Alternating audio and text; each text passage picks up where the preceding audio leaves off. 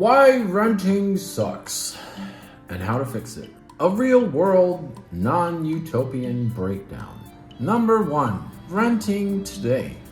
You absorb every cost except the one that determines the market, the land value. As a renter, I pay for inflation, landlord mortgages, landlord speculation, neighborhood improvements I didn't ask for, and the rising land value created by everyone except me. I pay every cost, but capture none of the value. I'm effectively renting the economy around me, not just my home or business. The landlords today, they're not villains. They're just following the script. If I owned land right now, I'd behave exactly the same way everybody else does. Hold the property, even if I'm not using it efficiently. Raise rents when the market allows. Hope zoning changes, infrastructure, or incoming residents push my land value higher. I'm incentivized to avoid improving the building unless absolutely necessary, because improvements aren't rewarded, they're taxed.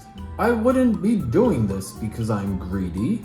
I do it because the system literally punishes me for doing anything else. This is the heart of the problem. The current system pays people more to sit on the land than to use it. It's not evil, it's just the incentives. So, what changes in a single land value taxed system? It's still not utopian, it's just different incentives. Number 1, renters stop paying for speculation. I still pay rent for the building and its services.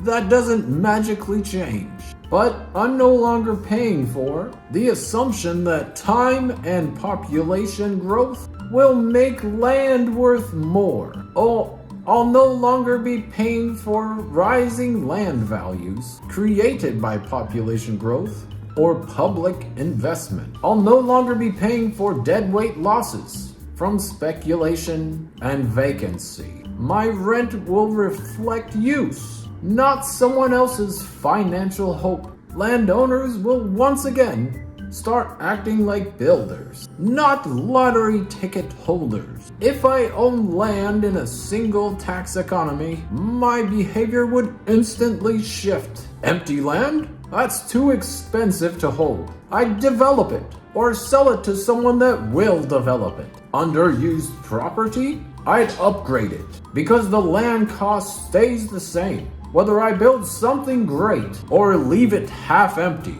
holding for speculation? Useless. The tax assigns the opportunity cost up front. I'd stop behaving like someone waiting for the market to reward me for doing nothing, because it simply wouldn't. The rents would stabilize, not because of magic, but because supply finally moves. In a non-speculative land market, the economic gravity changes direction. Land is used, not hoarded. Vacancies get filled. Development focuses on value, not loopholes. Supply grows. Competition becomes real, not artificial. Rent doesn't crash. That's fantasy, but it becomes predictable and tied to the actual building, not the gambling value underneath it.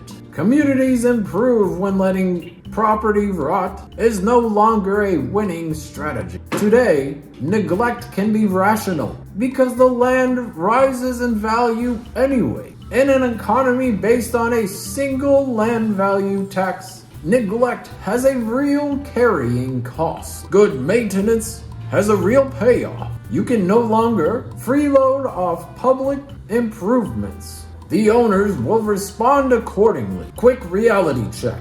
This is not a paradise economy, just an economy that stops shooting itself in the foot. A land value tax system does not create a utopia. It does not solve every inequality. It does not remove the power dynamics between landlord and tenant, but it removes the single biggest distortion we live under today. We're punished for building and rewarded for doing nothing. That's the real problem. Not individual people, not renters versus owners, just incentives that reward stagnation and punish participation. The future should not be a treadmill.